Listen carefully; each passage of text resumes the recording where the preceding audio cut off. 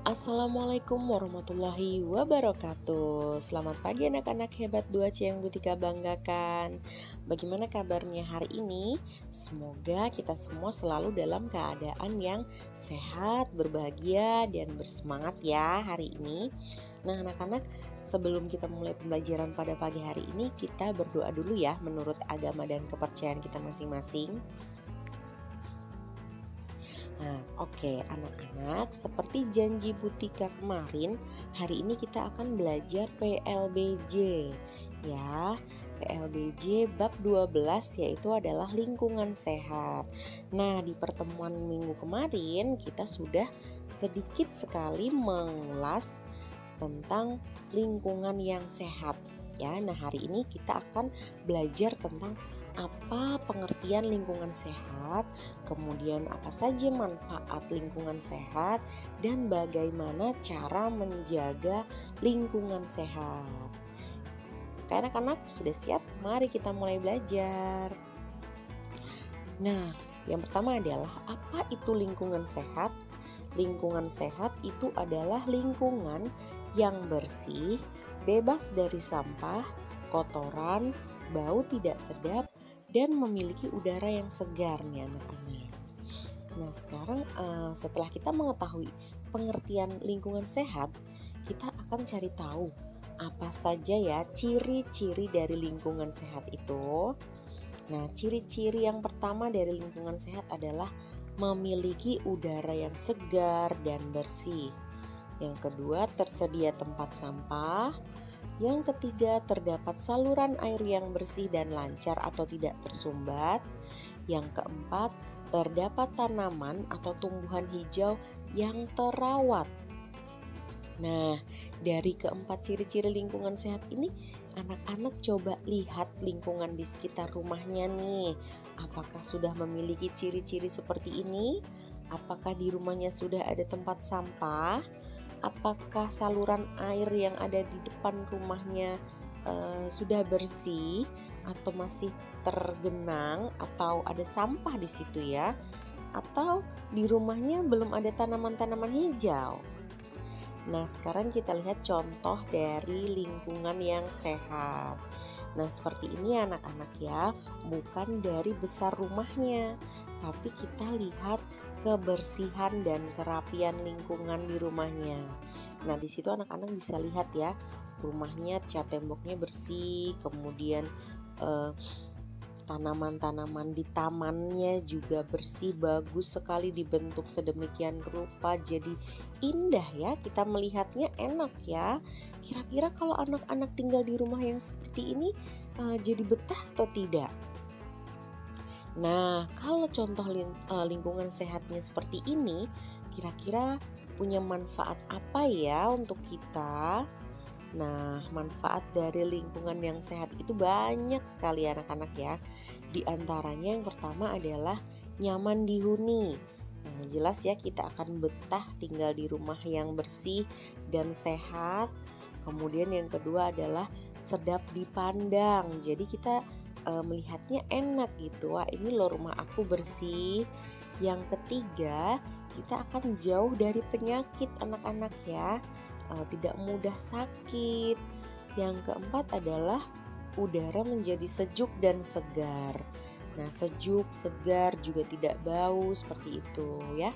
Dan yang kelima adalah penghuninya menjadi sehat. Nah, anak-anak ini tadi beberapa manfaat dari lingkungan sehat. Nah, kalau tadi kan lingkungannya sehat nih. Sekarang kita lihat lingkungan yang tidak sehat. Nah, di sini ada gambar rumah yang berderet-deret. Kemudian di situ banyak sekali sampah yang berserakan. Ada genangan air di depan rumahnya. Kemudian baju-bajunya juga dicantol-cantolin seperti itu ya. Berantakan sekali ya. Nah, kira-kira anak-anak kalau tinggal di lingkungan rumah yang seperti ini betah tidak ya? Pasti tidak betah ya. Nah, lingkungan yang tidak sehat seperti ini bisa menimbulkan akibat atau dampak buruk untuk kita nih anak-anak. Apa saja dampak buruknya? Yang pertama menimbulkan bau tidak sedap. jelas sekali ya karena banyak sampah yang berserakan. Yang kedua, penghuninya menjadi tidak nyaman, tidak betah, tidak kerasan di rumah, maunya pergi terus karena rumahnya kotor. Kemudian yang ketiga adalah menimbulkan penyakit. Nah, jadi kalau orang yang tinggal di lingkungan yang tidak sehat itu biasanya akan gampang sakit ya, entah itu sakit perut, kemudian batuk pilek dan lain sebagainya. Kemudian yang keempat adalah tidak sedap dipandang mata. Ya, jadi kalau anak-anak mau foto di depan rumah juga malu. Rumahnya berantakan, rumahnya tidak bersih seperti itu ya. Nah, anak-anak bagaimana ya caranya kita untuk menjaga lingkungan kita tetap sehat biar tidak kotor, biar selalu enak dipandang. Yang pertama adalah dengan membuang sampah ke tempat sampah. Jangan membuang sampah sembarang tempat ya. Yang kedua, menyapu lantai secara rutin. Anak-anak sudah mau kelas 3, jadi sudah harus bisa menyapu lantai di rumahnya. Nanti kalau sudah masuk sekolah secara rutin juga harus bisa melaksanakan tugas piket, menyapu lantai kelas salah satunya ya. Yang ketiga caranya adalah dengan menguras bak mandi secara rutin. Nah, kalau belum bisa menguras bak mandi bisa minta tolong bantuan ayah, mama. Bagaimana sih cara menguras bak yang betul, mah? Nanti anak-anak bisa bantu setiap hari Minggu. Nah, kemudian yang keempat adalah dengan membersihkan got dan selokan dari sampah. Coba nanti anak-anak dilihat ke depan rumah, gotnya yang ada di depan rumah atau selokan yang di depan rumah itu sudah bersih atau masih ada sampahnya ya. Kalau ada sampahnya nanti dibersihkan ya. Kemudian selanjutnya adalah memangkas atau merapikan dahan pohon. Memangkas itu memotong ya anak-anak ya, memotong dahan pohon yang kurang rapih dirapikan. Yang selanjutnya adalah tidak menggantung pakaian kotor. Nah ini, jadi pakaian kotor yang sudah dipakai langsung dimasukkan ke keranjang pakaian ya. Jangan digantung karena itu nanti bisa menjadi sarang nyamuk ya anak-anak ya. Kemudian cara selanjutnya adalah dengan memangkas atau memotong rumput yang panjang. Dan yang terakhir bisa juga dengan cara mendaur ulang barang bekas. Misalnya menggunakan botol bekas air mineral untuk menjadi tempat pensil atau menjadi hiasan dinding yang lain. Nah, anak-anak, setelah kita tahu cara menjaga lingkungan sehat, kita akan belajar mempelajari hewan yang menyebabkan penyakit nih. Jadi kalau kita tidak menjaga kebersihan lingkungan kita, maka akan didatangi oleh hewan-hewan berikut ini anak-anak ya. Biasanya hewan-hewan apa sih yang datang di tempat-tempat yang kotor? Yang pertama adalah nyamuk. Nyamuk ini bisa disebabkan karena bak mandi yang tidak pernah dikuras. Kemudian gantungan pakaian yang terlalu banyak. Kemudian genangan air seperti gambar tadi ya, lingkungan yang kotor itu juga bisa menjadi sarang nyamuk. Nah, nyamuk ini bisa menularkan penyakit ya. Jadi di tubuh nyamuk itu ada virus, ada bakteri yang kalau nyamuk itu menggigit kita, virus dan bakterinya bisa masuk juga ke tubuh kita loh anak-anak ya. Jadi virus dan bakteri yang ditularkan oleh nyamuk tadi bisa menyebabkan penyakit cikungunya, demam berdarah, kaki gajah, dan masih banyak lagi. Nah, selanjutnya hewan lalat nih. Anak-anak sudah tahu hewan lalat seperti apa ya? Nah, lalat ini juga sama seperti nyamuk. Di tubuhnya itu banyak sekali virus, bakteri, telur-telur cacing begitu ya. Nah, kalau lalatnya ini hinggap di makanan kita, lalu kita memakan makanan itu, bisa-bisa kita bisa terkena diare, disentri, kolera, atau kecacingan, dan masih banyak lagi. Nah, hewan yang ketiga yang bisa datang kalau lingkungan kita kotor itu adalah tikus. Nah, tikus ini juga bisa nih menyebabkan atau menularkan penyakit pes. Bu, penyakit pes itu apa ya? Nah, nanti anak-anak bisa mencarinya di Google. Ya, silahkan anak-anak belajar dari internet sebanyak-banyaknya biar makin pintar ya. Nah, hewan terakhir yang Butika contohkan adalah kecoa.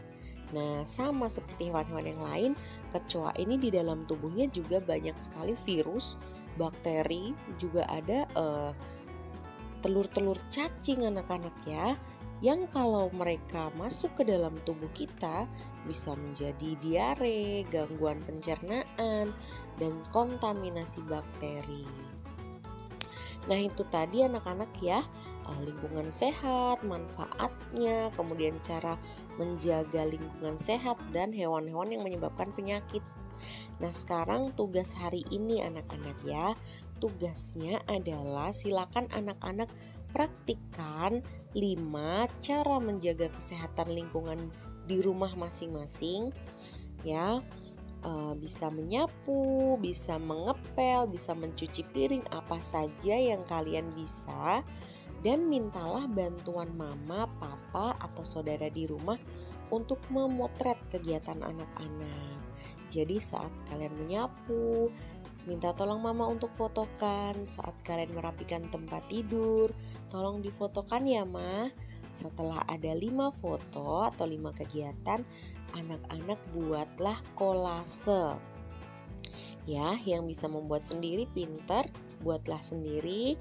Atau kalau yang belum bisa membuat kolase, minta tolong mama, papa, atau saudara untuk membuatkannya. Nah, setelah anak-anak mengerjakan tugas PLBJ, kita merefresh dulu pikiran kita dalam menghafalkan perkalian ya anak-anak ya. Karena anak-anak di kelas 3 nanti akan mengulang lagi perkalian. Jadi anak-anak kelas 2 harus sudah hafal perkalian. Nah, hari ini kita akan menghafalkan perkalian 2 dan 3 seperti biasa dengan mata terpejam. Nah, anak-anak sama seperti yang tadi, mintalah bantuan mama, papa, atau saudara di rumah untuk merekam video saat anak-anak menghafal perkalian. Atau kalau sudah bisa merekam sendiri, hebat ya. Silahkan kalian rekam sendiri, atau yang belum bisa minta tolong keluarga di rumah. Oke anak-anak, demikian tugas pada pagi hari ini. Silakan dikerjakan dengan bersemangat dan selalu jaga kesehatan, selalu rajin belajar karena sebentar lagi kita akan penilaian akhir tahun. Oke anak-anak, selalu semangat dan rajin belajar ya. Jangan lupa ucapkan tolong sebelum minta bantuan keluarga di rumah dan ucapkan terima kasih setelahnya. Oke anak-anak, kita berjumpa lagi besok pagi dalam pembelajaran tematik masih bersama Butika. Dan Butika mohon maaf apabila banyak kesalahan dalam penyampaian materi pada pagi hari ini. Terima kasih atas perhatian anak-anak semua. Selamat pagi.